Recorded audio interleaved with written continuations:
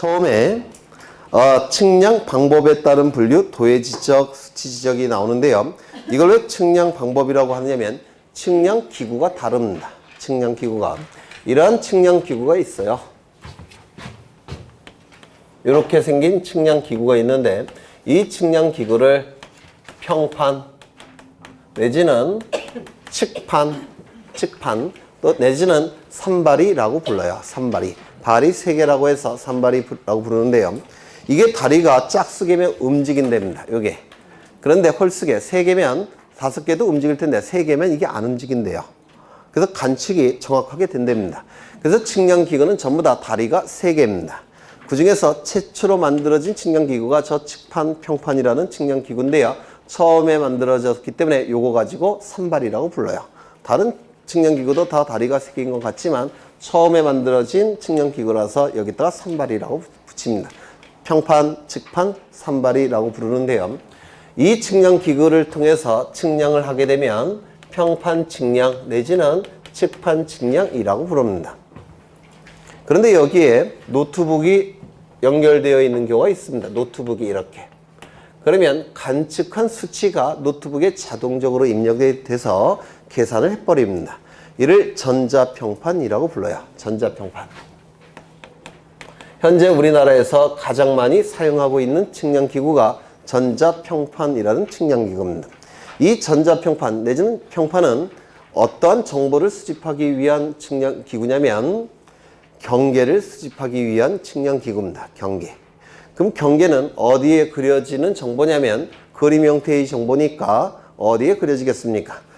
도면에 그려지겠죠. 지적도, 임야도에 그려질 겁니다. 그래서 이 측판 측량은 경계를 수집하기 위한 측량이고요. 이 수집된 경계는 도면 위에 그려질 겁니다. 이렇게 그려질 거예요. 이렇게 그려질 겁니다. 지적도, 임야도라는 지적 공부에 이 경계가 그려질 겁니다. 이를 뭐라고 부르냐면 그림으로 풀어 쓴 토지에 관한 정보, 도해 지적이라고 부릅니다. 그림으로 풀어 쓴 토지에 관한 정보. 어렵지 않죠? 네, 한자 풀면 어렵지 않습니다. 그 다음에 또 하나의 측량기구가 있는데 이렇게 생긴 측량기구가 있습니다. 절대로 만원경은 아니에요. 이 측량기구의 이름은 뭐냐면 경도와 위도를 재는 기구라고 부릅니다. 여기서 경은 경도를 얘기하고요. 위는 위도를 얘기하고 의는 기구라는 뜻을 가진 한자예요. 그래서 경도와 위도를 재는 기구 경위의라고 부르고 경위의를 사용해서 측량을 한다면 경위의 측량이라고 부를 겁니다. 그러면 경도와 위도가 뭐냐면 나중에 합격하셔서 사무실 열면 대표가 되시죠. 사장님이 되시죠. 폼이 나야 되니까 사장님 책상 위에 지구 모양의 장난감 하나 올려놓죠. 그걸 지구본이라고 부를 텐데 가로로 그어져 있습니다. 선이. 그걸 위도라고 불러요. 세로로 선이 그어져 있는데 이를 경도라고 부릅니다. 이 위도와 경도가 만나는 점이 바로 좌표값이에요. 쉽게 얘기해서 위도와 경도가 만나는 점이 좌표값입니다. 그렇다면 이 경위 측량을 통해서 수집되는 정보는 뭘까요? 아니 2초 전에 말씀드렸잖아요.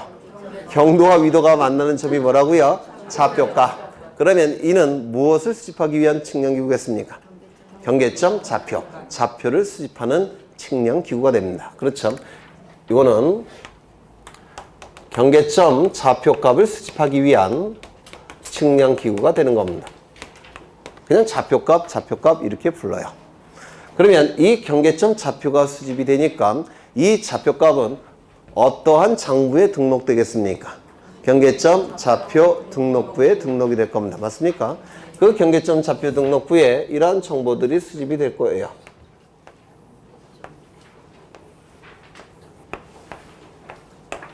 토지가 아까 말씀드린 바가 있는데 여기 경계점이라고 불렀죠. 그 다음에 여기가 X축, Y축, 여기가 원점이 될 테고 여기 좌표값이 수집되겠죠.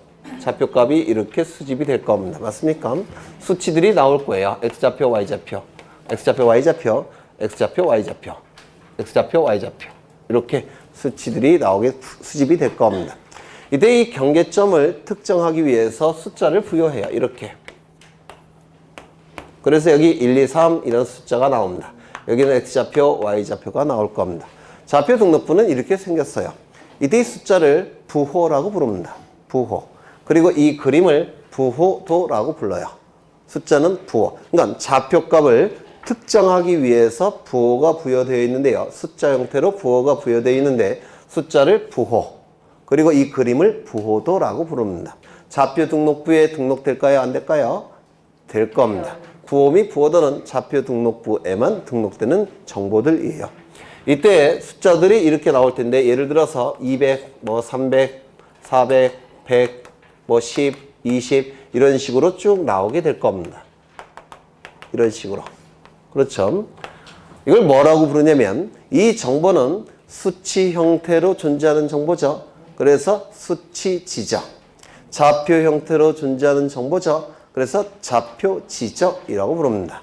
그래서 이 지적을 경계점 좌표 지적 내지는 수치 지적이라고 불러요. 수치 지적이라고 부릅니다. 그러면 여기 보신 바대로 측량 방법에 따른 분류가 됩니까? 측량 방법에 따른 분류가 되겠죠. 토지 표시 결정 방법에 따른 분류가 됩니까? 저쪽은 경계, 이쪽은 좌표. 그렇죠. 토지 표시 요소의 결정 방법이 될 겁니다.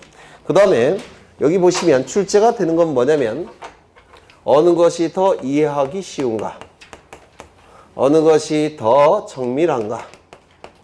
어느 것이 더 비싼가? 요 세 가지가 도의 지적과 좌표 지적의 장단점으로 출제가 됩니다. 요게. 그럼 먼저 어느 것이 토지의 모양을 쉽게 판단할 수가 있습니까? 도의 지적.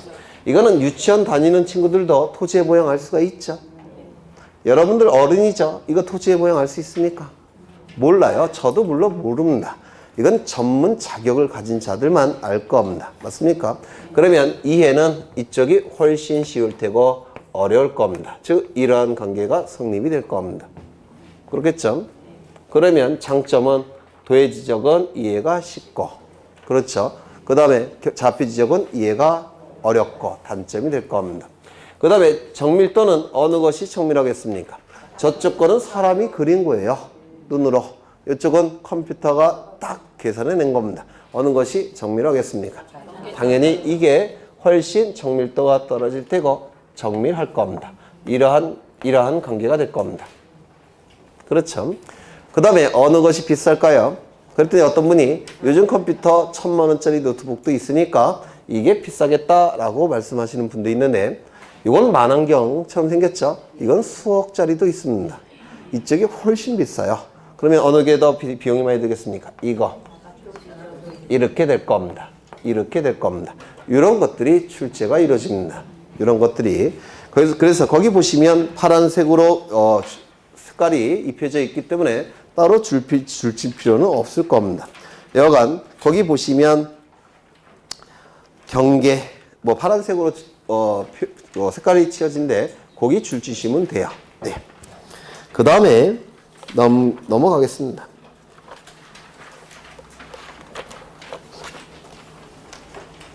그 다음에 뭐가 나오느냐면 그 전에 우리나라는 우리 책에 약간의 오류가 있는데요. 우리나라는 모든 토지마다 지적도 임야도가 존재합니다. 맞습니까? 그래서 우리나라에 지적도 임야도가 존재하지 않는 토지는 없어요. 그렇죠? 그래서 우리나라는 원칙이 무슨 지역이었습니까? 우리나라는 도의 지적에 해당이 될 겁니다. 그렇지 않습니까? 도의 지적 아니겠습니까? 우리나라는? 네, 우리나라는 도의 지적입니다. 원칙이 도의 지적이에요. 그런데 이 좌표 지적은 비용이 대단히 많이 들기 때문에 대한민국 4천만 필지마다 좌표값을 수집하는 건 애당초 불가능합니다. 나라가 그 정도 돈이 없어요. 그렇죠? 따라서 이 도의 지적은 땅값이 비싼 토지, 땅값이 비싼 토지는 분쟁이 많이 발생을 합니다. 이 분쟁을 해결할 목적으로 이렇게 정확한 정보가 필요해요. 그래서 땅값 비싼 지역에 바로 수치 지적이 예외적으로 존재하는 겁니다. 좌표 지적은 예외적으로 존재하는 겁니다. 원칙은 도의 지적. 그렇죠? 그래서 산간 지역이건 도시 지역이건 다 도의 지적이에요. 모든 토지는 지적도 임야도가 존재하기 때문에 그렇습니다. 다만 이 수치 지적은 도시 지역의 땅값 비싼 지역에만 있는 겁니다. 산간 지역은 존재하지 않을 겁니다. 그렇죠? 모든 토지는 다 지적도 임야도가 있으니까 도의 지적이 원칙이고요. 그 다음에 이 수치 지적, 좌표 지적은 땅값 비싼 지역에만 존재하니까 정확하게는 지적 확정 측량 시시지역, 축척 변경 측량 시시지역에서만 요 좌표값이 존재합니다. 그건 나중에 하실 거예요. 그렇게 이해를 하셔야 될 겁니다. 그 다음에 등록 대상에 따른 분류가 나오는데 등록 그 표를 보시죠. 표. 도의 지적은 적용 지역이 농촌 지역과 산간 지역이라고 나와 있는데 이건 오해의 여지가 있다는 겁니다. 도시 지역도 도의 지적이에요. 왜요? 지적도 임야도는 도시 지역 토지에도 존재하기 때문에 그렇습니다. 무슨 말인지 아시겠죠? 그 다음에 등록 대상에 따른 분류가 나오는데 2차원 지적, 3차원 지적이 있을 겁니다. 이거 좀 보겠습니다.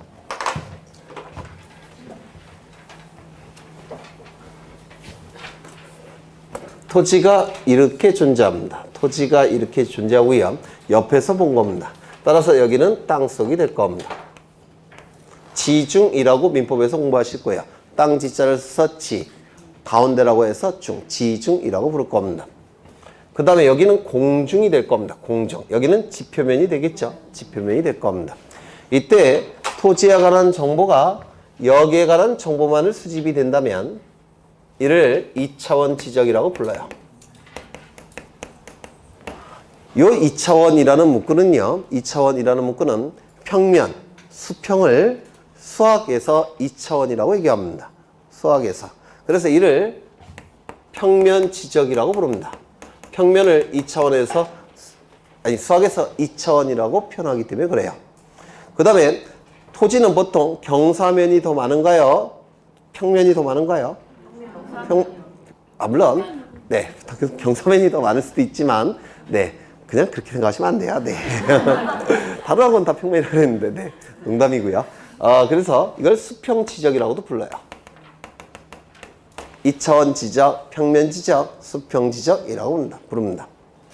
그 다음에 여기에 관한 정보를 수집하고 여기에 관한 정보도 수집하고 공중에 관한 정보도 수집할 때 이를 3차원 지적이라고 불러요. 이 3차원이라는 용어는 수학계, 과학계에서 쓰는 용어인데요. 입체면을 3차원이라고 불러요. 입체를. 그래서 입체 지적이라고도 부릅니다. 입체 지적. 교재에 따라서는 4차원 지적도 있는데요. 4차원 지적이라는 개념은 2013년도에 처음으로 학술대회에서 나타난 개념이래요. 2013년도에. 그래서 막 시작되는 개념이라서 출제될 가능성은 없지만 교재에 따라서 설명이 있기 때문에 근데 잘못 설명하고 있어요. 그래서 제가 혹시 보시는 분을 위해서 3차원 지적에 시간의 개념이 개입이 되면 이를 4차원 지적이라고 부릅니다. 무슨 얘기냐면 시간별로 땅속 지표상 공중의 정보들을 시간별로 수집할 때 이때 4차원 지적이라고 불러요. 물론 시험에 나올 가능성은 없다고 보여지고요.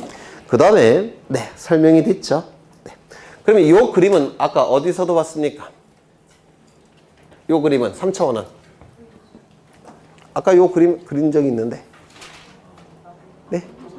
정확하게는 안 떠오르지만 본 것 같기는 하죠. 그러면 돼요. 다목적 지적. 다목적 지적. 그래서 이 입체 지적, 3차원 지적과 연관된 지적이 다목적 지적이라고 얘기합니다. 이거는 기출지문이 있습니다. 3차원 지적과 관련된 지적이 다목적 지적. 그렇겠죠? 그 다음에 등록 유무에 따른 분류, 적극적 지적, 소극적 지적이 있는데요. 이 등록 의무에 따른 분류는 무슨 뜻이냐면 국가에게 적극적으로 지적공부에 등록할 의무를 부여할 때 적극적 지적. 국가에게 적극적 등록 의무를 부여하지 않고 신청이 있을 때만 등록할 때 소극적 지적이라고 부릅니다. 우리 공간정보법은 어떤 태도를 취하고 있느냐면 그 전에 이거 문제 해야죠. 우리나라는 몇 차원 지적이겠습니까? 소재, 집업, 지목, 면적, 경계, 좌표는 어디의 정보입니까? 지표상의 정보죠. 지표상의 정보니까 우리나라는 2차원 지적이 될 겁니다. 그렇죠? 우리나라는 2차원 지적이 될 겁니다. 그 다음에 등록 의무에 따른 분류, 적극적 지적, 소극적 지적이 있는데요. 우리나라는 자본주의 사회이죠. 따라서 자본주의 사회라는 얘기는 개인의 소유권을 인정한다는 뜻이에요. 그게 자본주의의 헌법적 설명입니다. 그러면 개인의 소유권을 인정하니까 그 한 필지 토지와 관련해서 가장 이해관계가 많은 자는, 가장 관심이 많은 자는 누굴까요? 소유자예요. 따라서 소유자에게 등록을 신청할 수 있는 권리를 원칙적으로 인정합니다. 가장 관심이 많은 자, 이해관계가 많은 자는 소유자이기 때문에 그렇습니다. 그래서 원칙적으로 등록에 대한 신청권을 소유자에게 인정을 합니다. 그러면 등록을 신청하면 지적소관청, 국가는 등록해 주겠죠. 그런데 신청하지 아니할 때 마냥 기다려야 됩니까? 그건 아닙니다. 왜? 통치권 행사를 위한 정보이기 때문에 그렇습니다. 그래서 원칙은 소유자에게 신청권을 인정하지만 일정한 기간 동안 소유자가 신청하지 않게 되면 지적소관청은 직권으로라도 등록할 의무가 있습니다. 그렇죠? 그러면 등록할 의무가 지적소관청에게 인정이 되니까 우리나라는 적극적 지적입니까? 소극적 지적입니까? 적극적 지적이 될 겁니다. 그렇죠? 그러면 우리나라의 지적제도는 맨 앞에서부터 보시면 법지적 단계죠. 두 번째, 원칙은 도해 지적, 예외적으로 수치 지적을 채택하게 될 겁니다. 세 번째, 2차원 지적입니다. 소재, 지번, 지목, 면적, 경계, 좌표는 지표상의 정보이기 때문에 2차원 지적이 맞습니다. 그 다음에 적극적 지적이죠. 네, 지적소관청은 소유자가 신청하지 아니할 때 보통은 60일 이내에 신청하지 않게 되면 지적소관청이 적극적으로 직권으로 등록합니다. 적극적 지적이라고 부를 겁니다. 그 다음에 지적제도와 등기제도가 나오는데요. 지적제도, 등기제도. 지적제도, 등기제도. 이거는 여기서 공부하는 게 아니라 한 5월달, 6월달, 5, 6월달쯤 되면 열심히 공부하셨겠죠. 그랬더니 어떤 분이 7월부터 할 건데요. 이렇게 생각하시면 안 돼요. 지적법은, 공간정보법은 7월부터 하셔도 합격하는데 전 지장이 없어요. 암기 과목이니까. 근데 등기법은 아예 불가능합니다. 암기 자체가 불가능해요. 그래서 아까도 말씀드렸죠. 7월부터 등기법을 하겠다라고 마음을 드시면 한 열흘 정도 공부하다가 네, 아예 포기합니다. 이게 등기법 특징이 그래요. 절차법이라서. 그러니까 등기법은 지금부터 꼭 하셔야 된다고 했죠. 그래서 지적제도와 등기제도는 뒤에 공부를 하시면서 이제 지식이 어느 정도 쌓이면 저절로 비교가 돼요.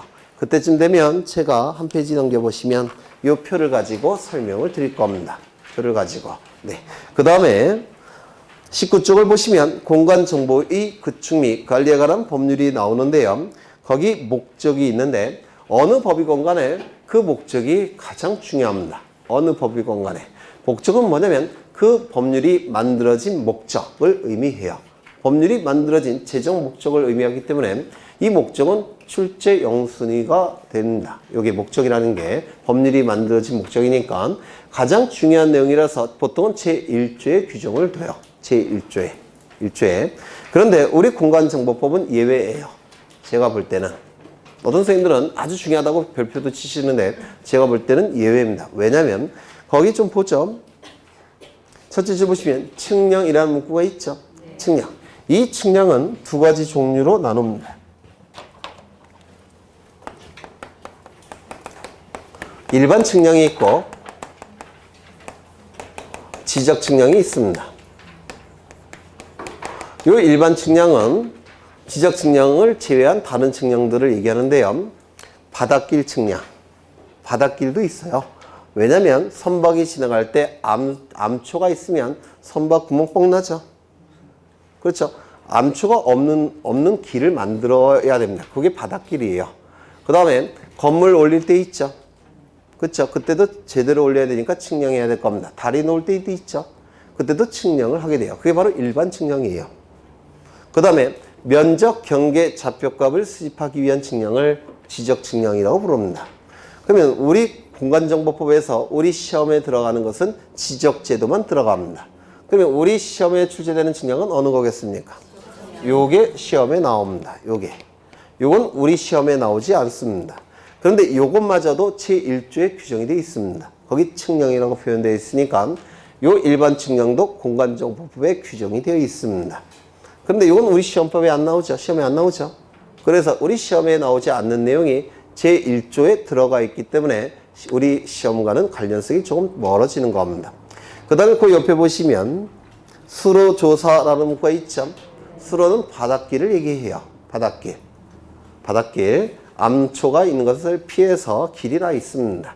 이 바닷길도 지적과 관련이 있습니까? 없습니다. 이건 바다지 토지가 아니에요. 그 우리 지적과 관련이 없는 내용이 또 들어가 있습니다. 시험에 나올 확률은 더 떨어집니다. 그 밑에 줄 보시면 해상교통의 안전이라는 문구가 있죠. 이것도 우리 지적과 관련이 없어요. 시험에 나올 확률은 더 떨어집니다. 그래서 우리 시험과 관련이 없는 내용이 우리 공간정보법에 들어온 시점부터 한 번도 출제된 적이 없습니다. 그 전에는 단골로 출제가 됐었어요. 근데 지금은 제가 볼 때는 나올 가능성이 없다라고 보여지고요. 그 다음에 변천 과정이 있는데 이런 것들은 나오면 그냥 과감하게 틀리세요. 네. 10개 이상만 특정하면 되죠. 네, 그래서 이건 저도 모르고 이 책을 쓰신 양반도 모르고 대학교에서 교수하는 놈들도 모르고 네, 문제를 낸 놈도 모를 겁니다. 이걸 다 어떻게 외우겠어요. 그렇죠? 지적제도의 기본 이념 이건 이해를 하시는데요. 첫 번째 이건 앞으로 안 합니다. 11월, 12월, 1월, 2월만 해요. 지적, 국정주의, 지, 토지, 적, 정보, 국, 국가, 정, 정한다 라는 뜻이고 원칙, 주의는 원칙이라는 뜻이에요. 토지에 관한 정보는 국가가 정해야 된다는 원칙을 지적, 국정주의라고 얘기합니다. 그러면 왜 국가가 정하겠습니까? 통치권 행사를 위한 정보이기 때문에 그렇습니다. 통치권 행사를 위한 정보이기 때문에 지적은 국가가 정해야 된다는 원칙이 지적, 국정주의 우리나라가 채택하고 있고요. 반대말은 지적, 민정주의가 되는데 여기서 민은 백성을 얘기하겠죠. 백성 민자니까 국민이 정해야 된다는 원칙이 지적, 민정주의가 될 겁니다. 우리나라는 통치권 행사를 위한 정보로 보니까 민정주의가 아니라 국정주의가 될 겁니다. 소재, 지번, 지모, 면적, 경계, 좌표값은 국가가 정하게 됩니다. 그 다음에 그 밑에 있는 내용은 모르셔도 돼요. 개념만 아시면 되니까. 그 다음에 한 페이지 넘겨보시면 지적 형식주의가 나오는데 이거는 출제될 가능성이 대단히 높습니다. 지적, 토지, 정보, 형식, 일정한 형식, 주의는 갖춰야 된다는 원칙입니다. 토지에 관한 정보는 일정한 형식을 갖춰야 된다는 원칙이 지적 형식주의라고 하는데요. 일정한 형식은 무엇을 의미하느냐면 소재, 지번, 지모, 면적, 경계, 좌표라는 형식으로 지적 공부에 등록하는 형식까지 갖춰야지만 통치권 행사를 위한 지적이 된다는 뜻입니다. 다시요. 지적은 일정한 형식을 갖춰야 된다는 원칙이 지적 형식주의인데요. 그 형식이라 하면 소재, 지번, 지모, 면적, 경계, 좌표라는 형식으로 지적 공부에 등록하는 형식까지 갖춰야지만 통치권 행사를 위한 정보, 지적이 된다는 뜻입니다.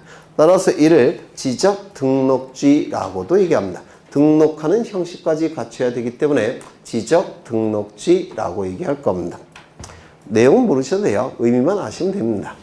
그 다음에 지적 공개주의. 공개라는 용어는요, 공시라는 법률 용어에 일반적으로 쓰는 일반인들의 용어예요.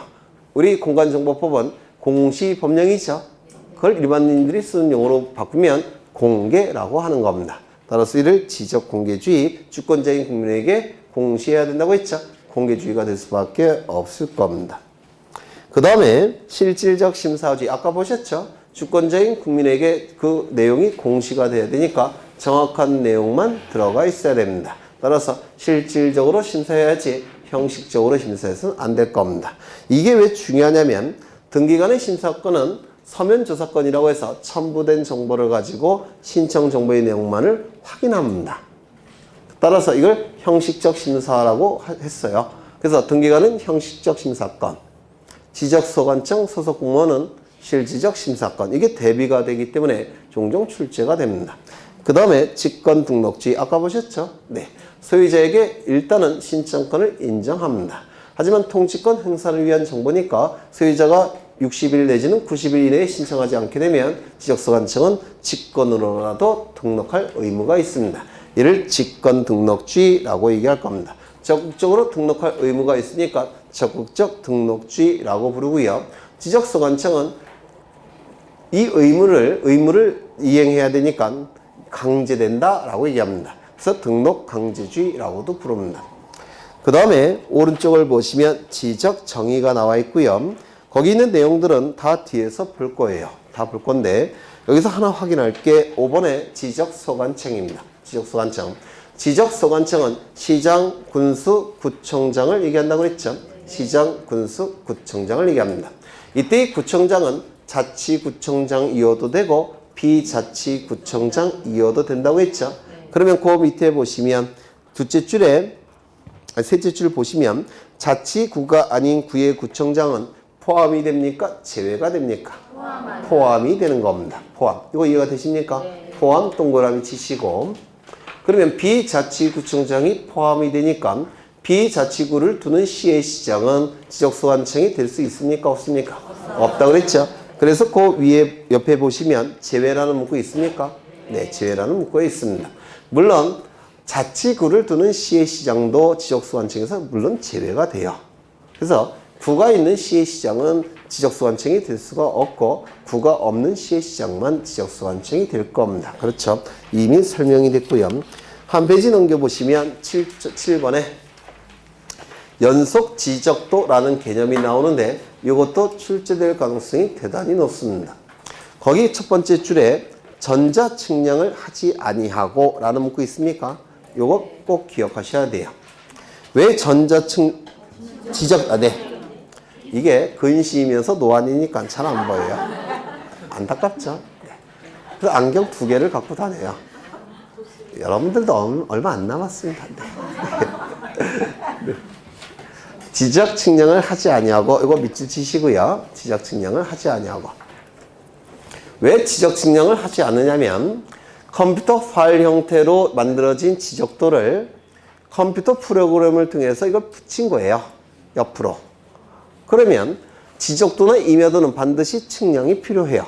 측량을 통해서 지적도나 임야도가 만들어졌죠. 그 만들어진 지적도를 컴퓨터 프로그램을 통해서 붙여놓은 겁니다. 그러면 연속 지적도만을 위해서 측량할 필요가 있습니까? 없습니까? 없어요. 지적도를 만들어낼 때는 당연히 측량이 필요하지만 측량을 통해서 지적도가 이미 만들어졌다면 그 지적도를 붙인 거에 불과하기 때문에 연속 지적도는 지적 측량을 하지 않습니다. 이거 좀 기억해 두셔야 되고요. 그 다음에 거기 옆에 보시면 파일을 이용하여 라고 되어 있죠. 종이로 된 것은 풀을 붙이면 지저분해져요. 그래서 연속 지적도는 컴퓨터 파일 형태만 존재합니다. 파일을 이용하여 그것도 기억하시고요. 그 다음에 그 밑에 보시면 측량에 활용할 수 없는 도면이라는 문구 있죠. 요거 밑줄 치시고 거기 없는 애 동그라미 치십니다. 없는 애. 보통 지적도나 임야도는 측량에 이용할 수가 있습니다. 지적 측량에 사용할 수가 있어요. 그런데 이 연속 지적도는 지적 측량에 이용할 수가 없습니다. 왜 그럴까요? 네. 지적 공부는 총 8가지가 있죠. 토대, 임대, 공유지원명부, 대지권 등록부, 지적도, 임야도, 좌표 등록부. 그 다음에 컴퓨터 파일 형태로 만들어진 거 맞습니까? 그 안에 지적 공부 안에 연속 지적도가 있습니까? 없습니까? 없어요. 법적인 지적 공부가 아닙니다. 법적인 효력이 있는 지적 공부가 아니기 때문에 연속 지적도를 가지고 측량할 수는 없습니다. 네, 공무원분들은 안전한 걸 좋아하죠. 법적인 효력도 없는데 이거 갖고 측량해서 나중에 문제 생기면 난리 나겠죠. 그래서 법적인 지적 공부가 아니니까 네, 이걸 가지고 측량할 수 없다는 거 좀 기억해 두십니다. 그 다음에 나머지 것들은 물론 출제가 되는데 뒤에서 강조를 드릴 겁니다. 뒤에서. 이제 25조 토지의 조사 등록을 보겠습니다. 26쪽을 가보시면 조사 등록의 주체라는 문구가 있죠. 주체. 거기 첫째 줄을 보시면 국토교통부 장관은 모든 토지에 대하여 라고 돼 있죠. 네. 모든 토지라는 문구가 있으니까 당연히 국토교통부 장관이 나옵니다. 이게 여러 번 출제가 됐는데요. 이렇게도 출제된 적이 있어요. 국토교통부 장관의 거기에 해당되는 부분에 네모칸 만들어 놓고 모든 토지에 해당되는 부분에 네모칸 만들어 놓고 그러면 거기를 채우는 겁니다. 그러면 국토교통부 장관 모든 토지 이렇게 연결되면 맞죠? 그렇죠? 국토교통부 장관 시군구별로 이러면 틀리겠죠? 네, 이렇게 출제를 해요. 그래서 모든 토지는 국토교통부 장관이 담당할 수밖에 없는 것이고 시군구별로는 당연히 국토교통부 장관이 누구에게 위임한다고요? 지적소관청에게 위임을 하는 겁니다. 그렇죠? 그런 뜻이고요.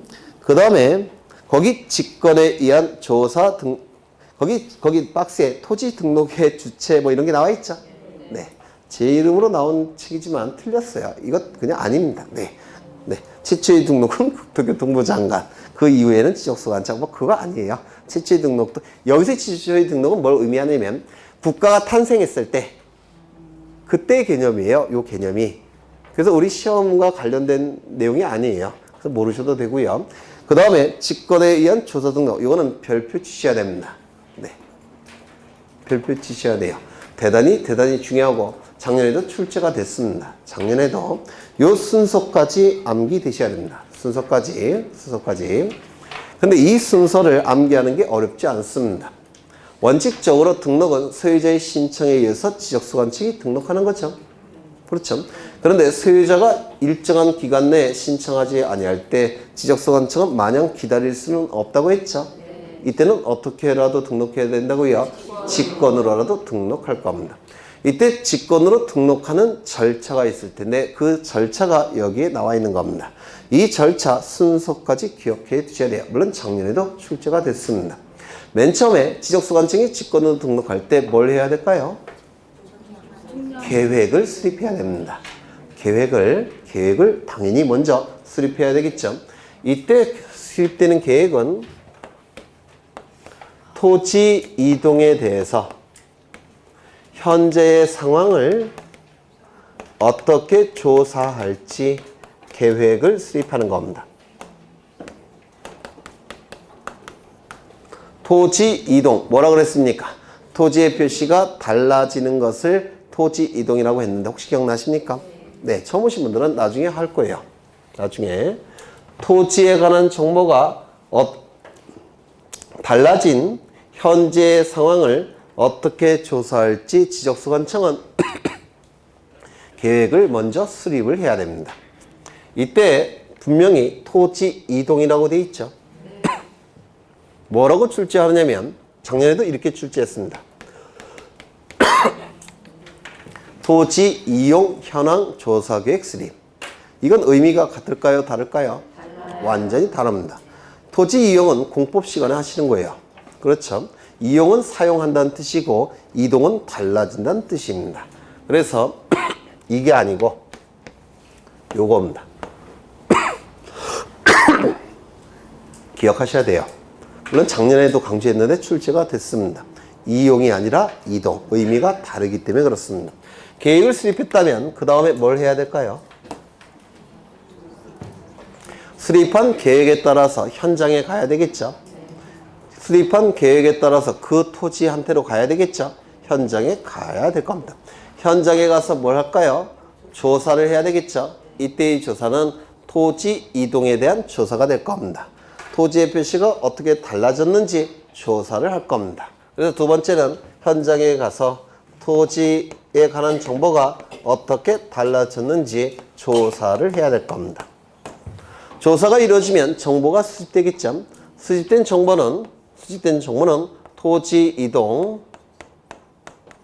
조사부라는 장부에 적어야 될 겁니다. 적어야죠. 토지 이동 조사부라는 부는 장부라는 뜻이에요. 토지 이동 조사부라는 장부에 적어야 될 겁니다. 수집된 정보를. 맞습니까? 그러면 그 토지 이동 조사부라는 장부는 토지 이동에 관한 정보가 수집되어 있겠죠. 적혀 있겠죠. 그 장부를 가지고 지적소관청으로 돌아옵니다. 돌아와서 중요한 정보를 출연해야 될 겁니다. 중요한 정보를 출연해서 한 장의 서류를 작성합니다. 그 서류의 이름은 토지 이동 조서라고 얘기합니다.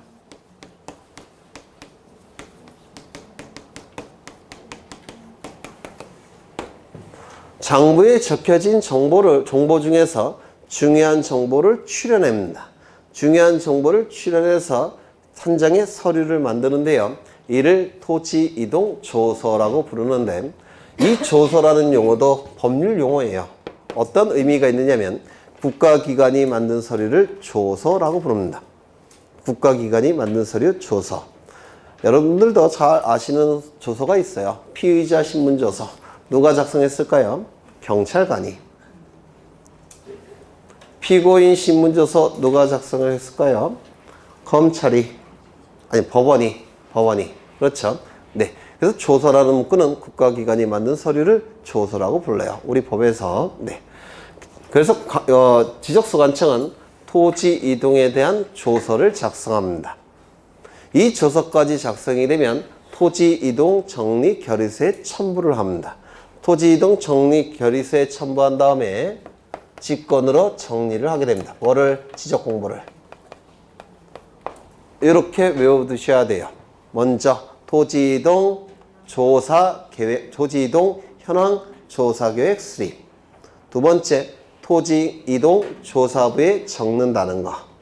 그리고 토지이동 조서를 작성해서 토지이동 정리결의서에 첨부한다는 거. 거기에 토지이동 정리결의서에 첨부한다 이런 표현이 있죠. 그것보다는 토지이동 조서 작성이 더 중요한 개념이에요. 토지이동 조서를 작성한 다음에 토지이동 정리결의서는 나중에 공부할 거예요. 토지이동 정리결의서는 서류에 첨부합니다. 첨부가 된 다음에 이제 지적 공부를 직권으로 정리하게 될 겁니다. 즉 고친다는 뜻이에요. 이 순서는 시간의 흐름에 따라서 진행이 되니까 순서가 어렵지 않습니다. 한 10번 정도 반복하면 다 기억하실 수 있겠죠? 네, 한 10번 정도 반복할 거니까 너무 스트레스 안 받으셔도 돼요. 그 다음에 거기 보시면 토지의 등록 단위가 나오는데 여기를 보겠습니다.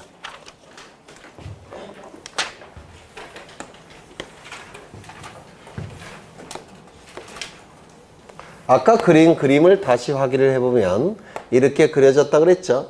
여기는 38선이 아니라 휴전선이라고 했습니다. 그렇죠. 휴전선. 여기에 대한민국 전 국토가 쪼개진다고 했죠. 어떤 단위별로 쪼개진다고 했습니까?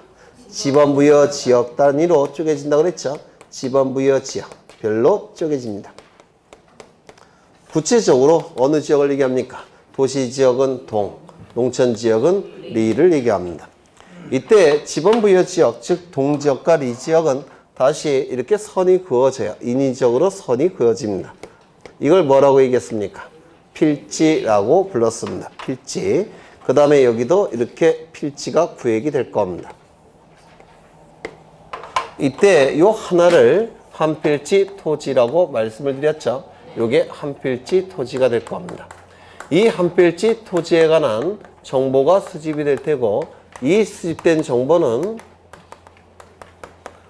지적공부라는 공적인 장부에 토지 표시에 관한 정보와 소유자에 관한 정보가 등록이 될 테고 물론 등록은 지적소관청이 등록을 합니다. 원칙은 신청, 예외는 직권. 그렇죠. 원칙은 소유자의 신청, 예외는 직권. 등록된 정보는 지적소관청이 등록한 정보는 지적소관청에 의해서 관리가 이루어질 테고 주권자인 국민에게 공시가 될 겁니다. 이때 수집되는 방법은 두 가지가 있죠. 소재, 지번, 지목은 조사, 면적, 경계, 좌표값은 측량. 기억나십니까? 이때 이 필지의 개념이 뭐라고 했습니까? 지적공부에 등록되는 토지의 단위를 필지라고 말씀을 드렸죠. 이 필지는 지적공부에 등록되는 단위이기 때문에 대단히 중요합니다. 그래서 성립요건까지 기억하셔야 돼요. 한필지 성립요건 6가지가 있다라고 했는데 처음 오신 분들은 암기되셔야 됩니다. 첫 번째, 지번부여 지역이 동일할 것. 지번부여 지역이 동일할 것. 두 번째, 소유자가 동일할 것. 소유자가 동일할 것. 세 번째, 지목이 동일할 것. 지목이 동일할 것. 네 번째, 집안이 연속적일 것. 집안이 연속적일 것. 다섯 번째, 축척이 동일할 것. 축척이 동일할 것. 여섯 번째, 등기 여부가 동일할 것. 이렇게 6가지의 성립 요건이 있습니다. 이걸 외우셔야 되는데 이거 자체로 출제한다고 했죠. 이거 자체가 출제가 됩니다. 다음 중 한 필지 성립 요건이 아닌 것은 이라고 2번이나 출제됐어요. 최근에. 또한 두 필지 이상의 토지가 한 필지로 합쳐지는 것을 합병이라고 부르는데요. 두 필지 이상의 토지가 한 필지로 합쳐지는 것을 합병이라고 얘기하는데 합병에 의해서 한 필지가 만들어지죠. 그러면 합병 요건 안에는 한 필지 성립 요건이 있을까요? 없을까요? 있습니다. 그래서 나중에 합병 요건 굉장히 힘든 부분인데요. 그때 사용해야 되니까 이게 또 필요합니다. 만약에 이걸 안 외워두시면 합병 요건 양이 대폭 늘어나요. 그래서 이거를 그때 사용해야 되니까 또 외우셔야 됩니다. 이거 자체도 출제가 되고 합병 공부할 때도 중요하기 때문에 반드시 외우셔야 돼요. 처음 보신 분들은 암기하는 게 쉽지 않죠. 그래서 이렇게 두 문자를 따서 외우시면 돼요. 지, 소, 지지, 축 등. 지, 지번부여 지역이 동일할까? 소, 소유자가 동일할까? 지, 지목이 동일할까? 사용 목적, 토지의 사용 목적을 지목이라고 그랬죠. 달리 표현하면 토지의 주된 용도예요. 그래서 용도가 동일할 것, 뭐 같은 뜻입니다. 그 다음에 집안이 연속적일 것, 축척이 동일할 것, 등기 여부가 동일할 것, 요 6가지를 반드시 외우셔야 돼요. 지소, 지지, 축 등. 여기서 지번부여지역이 동일하다는 얘기는 이런 뜻이겠죠. 여기에 이쪽 지번부여지역과 이쪽 지번부여지역은 여기서 먼저 쪼개지죠. 이렇게 쪼개집니다. 그렇다면 양쪽에 걸쳐서 이렇게 한 필지가 존재할 수 있습니까? 없습니까? 없어요. 없어요. 이렇게 될 수 있습니까? 없어요. 왜? 먼저 쪼개진 다음에 그 안에서 또 분할이 되는 것이 토지니까 이렇게 한 필지가 될 수는 없습니다. 여기 먼저 쪼개지니까 이렇게. 그렇죠. 그래서 양쪽 지번부여 지역에 걸쳐서 한 필지가 성립되는 건 불가능합니다. 그러면 양쪽에 걸쳐서 존재하지 못하고 이렇게 먼저 쪼개져 있으니까 요것만 한 필지가 되는 거죠. 그러면 이 안에 있는 지번부여 지역과 이 안에 있는 지번부여 지역은 다시요. 이 안에 있는 지번부여 지역은 다 같은 지번부여 지역이죠. 그래서 양쪽에 걸쳐서 한 필지가 성립할 수 없기 때문에 지번부여 지역이 동일할 것 이렇게 얘기합니다. 그래서 한 필지 일부는 A동, 일부는 B동 이렇게 존재할 수가 없다는 겁니다. 이거 꼭 외워두셔야 돼요. 한 필지는 지번부여 지역이 같을 수밖에 없습니다. 두 번째, 소유자가 동일할 것. 여기 보시면 이쪽은 A 소유, 이쪽은 B 소유 이렇게 존재할 수는 원칙적으로 없습니다. 물론 예외는 가능해요. 이렇게 소유하고 등기부에는 이렇게 등기하는 경우가 있습니다. 이거 혹시 뭔지 아십니까? 뭡니까? 네? 네? 이건 공유지분이죠. 소유는 이렇게 소유하고 등기부에는 이렇게 등기를 하는데요. 이게 같은 뜻일까요? 다른 뜻일까요? 네? 다른 의미예요. 요게. 나중에 민법에서 하시는데요. 상호명의신탁이라고 얘기합니다. 구분소유적 공유관계라고 불러요. 이게 민법에서 하십니다. 부동산 실권리자 명의등기에 관한 법률에서 공부를 하실 거예요. 상호명의신탁 또는 구분소유적 공유관계라고 부르는데요. 이건 극히 예외입니다. 극히 예외고 이렇게 소유할 수는 없습니다. 원칙이. 그래서 전체 A 소유든지 전체 B 소유든지 이것만 가능해요. 이거를 바로 소유자 동일할 것이라고 얘기합니다. 소유자가 동일할 것. 그렇죠? 그러면 이 개념 없이 등기부에 이렇게만 등기가 되는 것이 공유지분이에요. 그러면 이거는 소유자가 동일한 걸까요? 아닐까요? 이건 소유자가 동일한 겁니다. 나중에 공유 개념을 민법에서 공부하신 다음에 왜 동일한지는 제가 보여드릴 거예요. 민법에서 안 하실 테니까. 네, 이건 소유자가 동일한 겁니다. 지분의 개념을 이해하시면 자동적으로 이해가 되는 겁니다. 보통 지분의 개념을 이해를 못 하시는데 나중에 설명을 드릴 거고요. 그 다음에 세 번째, 지목이 동일할까? 이건 이따가 보실 거고. 네 번째, 집안이 연속적일 것. 이걸 보시는데요. 이게 한강입니다. 그래 한 필지가 양쪽에 걸쳐서 한 필지가 될 수가 있느냐. 한 필지가 이렇게 존재한다면 관리하기가 이게 어렵겠죠. 공시 기능이 떨어지겠죠. 따라서 우리 공간정보법은 이렇게 한 필지는 될 수 없다라고 되어 있는 겁니다. 한 필지가 될 수가 없습니다. 이 강에 의해서 한 필지가 단절되었기 때문에 그렇습니다. 관리도 힘들고 공시 기능도 떨어지기 때문에 공간정보법은 한 필지 인정하지 않습니다. 또한 이러한 경우도 있을 겁니다. 여기가 낭떠러지예요. 낭떠러지 30m 여기서부터 여기까지 한 필지가 될 수가 있느냐. 이것도 당연히 관리가 힘듭니다. 공시 기능도 떨어져요. 지금 낭떠러지에 의해서 단절되어 있기 때문에 그렇습니다. 한 필지로 인정하지를 않아요. 관리도 힘들고 공시 기능도 떨어지기 때문에 그렇습니다. 이걸 뭐라고 얘기하느냐면 집안이 연속될 것 이렇게 얘기합니다. 단절돼서는 안 된다는 겁니다. 무슨 말인지 아시겠죠? 그 다음에 축척이 동일할 것 이것 좀 보겠습니다. 예전에 한 거지만 다시 한번 보겠습니다. 지금 이 토지는 3,300제곱미터입니다. 평으로 치면 1,000평이에요. 1,000평. 이 1,000평의 토지가 도면 위에 등록이 돼야 되는데 이 1,000평의 토지 그 크기대로 도면 위에 등록할 수 있습니까? 없습니까? 없습니다. 1,000평이나 되는 종이는 이 세상에 존재하지 않습니다. 그렇죠? 있다면 당연히 기네스북에 올라가겠죠. 네, 이렇게 큰 종이는 존재하지 않아요. 그러면 도면 위에 종이 위에 등록하기 위해서는 축소해야 됩니다. 그렇죠? 이 축소 비율을 뭐라고 부르냐면 축척이라고 불러요. 축소, 척 비율입니다. 비율 척차예요. 그래서 축소를 해봅니다. 600분의 1로. 그러면 이렇게 그려질 겁니다. 이걸 축척이라고 부릅니다. 만약에 6000분의 1로 축소하면 이 크기보다는 더 작게 그려질 겁니다. 왜? 더 많이 축소했으니까. 맞습니까? 요거를 대축척이라고 부르고 이를 소축척이라고 부르는데 우리 공간정보법은 모든 축척을 인정하는 게 아니라 7개의 축척만 인정합니다. 7개만. 그건 나중에 외우실 건데요.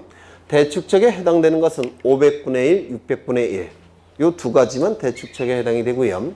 1000분의 1, 1200분의 1, 2400분의 1, 3000분의 1, 6000분의 1. 요 5개가 소축척이에요. 총 7개의 축척만 우리 공간정보법에서 인정이 되는데요. 여기 보시면 크게 축소된 비율, 작게 축소된 비율 이 뜻이 아닙니다. 대축척은 큰 모양이 나오게끔 축소된 비율, 작은 모양이 나오게끔 축소된 비율, 이게 대축척, 소축척의 개념입니다. 이거 이해가 되십니까? 그러면 이거는 더 많이 찌부러진 거고 작은 모양이 나오니까, 이거는 큰 모양이 나오니까 덜 찌부러진 거죠. 그러면 어느 것이 더 정밀합니까? 이게 훨씬 정밀할 겁니다. 이전에도 설명드린 거예요. 그렇죠? 그런데 만약에 이쪽 상단부는 600분의 1로 등록하고 요 하단부는 6000분의 1로 등록을 하게 되면 도면 위에 이상한 그림이 그려집니다. 이렇게 그려집니다. 맞습니까? 실제 모양은 이 모양인데 서로 다른 축척으로 등록을 하게 되면 모양의 왜곡 현상이 나타납니다. 이거 이해가 되십니까? 따라서 한 필지는 무조건 같은 축척으로 등록해야 됩니다.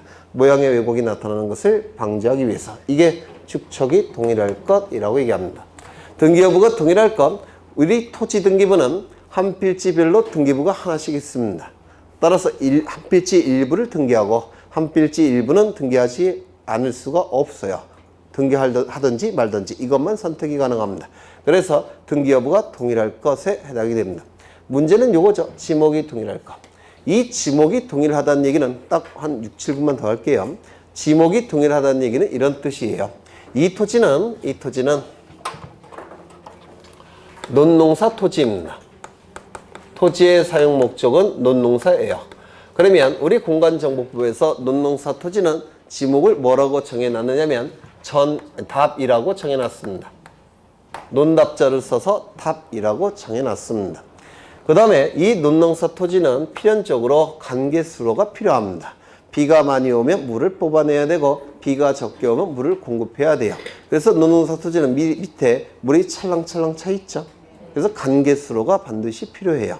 그런데 이 관계수로의 역할을 하는 것이 뭐라고 그랬죠? 또랑입니다. 또랑. 그래서 논농사 토지는 보통 옆에 또랑이 있습니다. 또랑. 비가 많이 오면 물을 또랑으로 뽑아내고 적게 오면 공급을 해야 돼요. 또랑에는 또 뭐가 있습니까? 네? 거머리. 드물게 뱀도 있죠. 기억이 나요. 옛날에 할아버지 옆에서 이게 농사 지으시는데 저는 또랑에 가갖고 뭐 미꾸라지 잡다가 나오면 거머리 붙어 있고 운이 나쁘면 뱀도 있고 그런 기억이 나는데 옛날 생각나세요, 선생님? 네. 뱀을 발견하면 저는 이제 곱게 자라갖고 도망 다녔는데 친구들은 환호성을 지르죠. 유일하게 현금화 시킬 수 있는 거. 제가 어릴 때는 독이 없는 뱀은 20원, 독이 있는 까치독사는 150원 그랬던 것 같아요. 10만원짜리, 100만원짜리 있죠? 백사, 이런 거는, 아니, 백사가 아니라 하얀 뱀, 백사 맞나요? 네, 그거는 뭐 10만원, 100만원 뭐 이랬고 그런 기억이 나네요. 네. 이게 또랑, 또랑은 한자로 국어라고 얘기합니다. 국어라고 불러요. 국어. 그래서 보통 시골에 이제 개발되지 않은, 경지 정리되지 않은 이런 논농사 토지는 보통 또랑이 옆에 붙어 있는 경우도 있어요. 그렇죠? 네. 그럼 지금 사용 목적이 두 개로 갈리죠? 이게 한 필지입니다. 그런데 한 필지가 두 개로 갈립니다. 사용 목적이. 맞습니까? 용도가 두 개로 갈려요. 그런데 지적 공부에 등록되는 지목은 전체가 하나의 지목으로만 여기에 등록해야 된다는 겁니다. 설령 다른 용도로 사용되는 토지일지라도 한 필지 일부가 다른 용도로 사용되는 부분이 있다고 할지라도 이 전체는 지적 공부에 등록이 이루어질 때는 하나의 지목으로만 등록해야 된다는 뜻이에요. 이게 바로 지목이 동일하다라고 얘기합니다. 이거 이해가 되십니까? 네. 이걸 멋지게 표현하면 이렇게도 표현합니다. 일필일목의 원칙이라고도 표현합니다. 한 필지는 지적 공부에 등록이 될 때 그 지목은 하나의 지목으로만 등록해야 된다는 원칙, 일필일목의 원칙이라고 표현합니다. 같은 뜻입니다. 요게 지목이 동일할 것, 일필일목의 원칙 같은 뜻이에요. 그러면 여기다가 하나를 등록해야 되니까 두 개 중에서 하나를 선택해야 되는데 선택하는 방법은 뭐라고 그랬죠? 주지목 추정의 원칙, 주용도 추정의 원칙이라고 얘기합니다. 같은 뜻이에요. 주용도 추정의 원칙, 주지목 추정의 원칙 같은 뜻입니다. 일필일목의 원칙상 하나만을 선택해야 되는데 선택하는 방법은 주된 용도, 주된 지목을 선택해야 된다는 겁니다. 그러면 여기서 주종 관계를 판단해 보면 또랑은 논농사 토지를 위해서 존재하지만 논농사 토지는 또랑을 위해서 존재하는 게 아니죠. 따라서 이게 주된 용도가 되고 이게 종된 용도가 될 겁니다. 그렇죠. 따라서 여기에 등록되는 지적 공부는 지목은 뭡니까? 답으로 등록을 해야 됩니다. 일필일목의 원칙과 주지목 추정의 원칙상 답으로만 등록합니다. 그러면 이 종된 용도의 토지는 지적 공부에 등록이 됩니까? 안 됩니까? 안 되죠. 따라서 이 부분을 뭐라고 부르냐면 용도가 다른 땅 일정한 양이, 용도가 다른 땅 일정한 양이 한 필지 안에 편입이 돼서 지적 공부에 지목이 등록되지 않는 토지, 양입지라고 부릅니다. 일본식 용어라서 요가 생소합니다. 용도가 다른 땅 일정한 양이 한 필지 안에 편입된 토지라고 해서 양입지라고 부릅니다. 양입지. 이 양입지는 대단히 중요해요. 대단히 중요한데 3월달부터는 안 합니다. 왜? 11, 12, 1, 2를 했기 때문에 양입지. 이 양입지와 관련해서 두 가지가 출제가 될 텐데요. 첫 번째, 뭐가 출제가 된다고 했습니까? 요건. 두 번째, 뭐가 출제가 된다고 그랬죠? 양입이 제한되는 토지. 두 가지가 출제가 됩니다. 먼저 요건은 정확하게는 세 가지로 구분하는데요. 보통은 우리 교재에는 보통 두 가지로 서술되어 있습니다. 그림을 떠올리시면 돼요. 이게 한 필지라고 그랬죠? 이게 주된 용도, 종된 용도라고 했는데 이 또랑은 논농사 짓기 위해서 필요하죠. 이때 이 또랑이 양입지라고 그랬죠. 그러면 양입지가 되기 위한 요건은 첫 번째, 주된 토지에 편익을 위해서 설치돼야 됩니다. 그렇죠. 주된 토지의 편익을 위해 설치된 토지일 것. 이게 첫 번째 요건이 될 겁니다. 두 번째는 이 전체가 한 필지니까 주된 토지와 종된 토지는 떨어질래야 떨어질 수가 없어요. 따라서 붙어 있어야 되죠. 두 번째 요건은 주된 토지에 접속되거나 둘러싸인 토지여야 됩니다. 맞습니까? 한 필지니까. 세 번째 요건은 이 용도와 이 용도는 같다면, 용도가 같다면 양입지라는 개념이 안 나오겠죠. 그래서 용도가 달라야 됩니다. 이렇게 세 가지 요건이 있는데요. 이거를 두 개로 축소한 겁니다. 첫 번째, 주된 용도의 토지에 편익을 위해 설치될 것. 두 번째, 주된 용도의 토지에 접속되거나 둘러싸인 토지로서 용도가 다른 토지일 것. 이렇게 요건이 나오게 되는데요. 요즘은 이 요건도 출제를 하는데 그림만 떠오르시면 골라내는 건 어렵지 않을 겁니다. 세 번째, 제약. 두 번째 점, 양입이 될 수 없는 토지가 뭐가 있냐면 주종관계에 있을 때 이 종된 토지가 양입지입니다. 그런데 이 주종관계가 깨진다면 더 이상 양입지가 될 수가 없습니다. 즉 종된 지위를 벗어난다면 양입지가 될 수가 없어요. 그렇죠? 그러면 종된 지위를 벗어난다면, 주종관계가 깨진다면 이때는 어쩔 수 없이 그 부분을 분할을 해야 됩니다. 일필일목의 원칙상. 그렇죠? 그건 나중에 또 보실 거고요. 그럼 주종관계가 깨지는 경우가 세 가지 경우가 있는데, 첫 번째, 대지. 대지는 지목을 대라고 얘기합니다.